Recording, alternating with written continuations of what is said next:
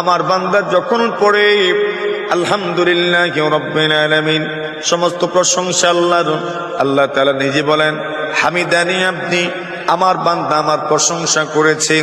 যখন আল্লাহর কোন বান্দা বান্দি বলেন আর রহমানির রহিম, আল্লাহ তাআলা বলেন আসনা আলাইয়া আব্দি, আমার বান্দা আমার স্তুতি বর্ণনা করেছে, আমার প্রশংসা করেছে।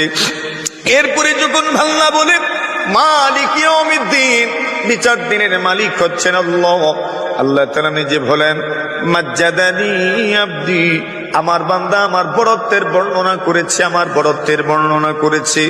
আল্লাহ তাআলা যখন এই কথাগুলো বলেন আপনি শুনেন না, আমিও শুনি না, কিন্তু আল্লাহ তাআলা এই কথাগুলো বলেন, আল্লাহ তাআলা আপনার প্রশংসার স্বীকৃতি দেন, আপনার আমলের স্বীকৃতি দেন, আমার আমলের স্বীকৃতি দেন, দুনিয়ার হাজারো নারী পুরুষের আমলের স্বীকৃতি আল্লাহ তাআলা দিতে থাকেন।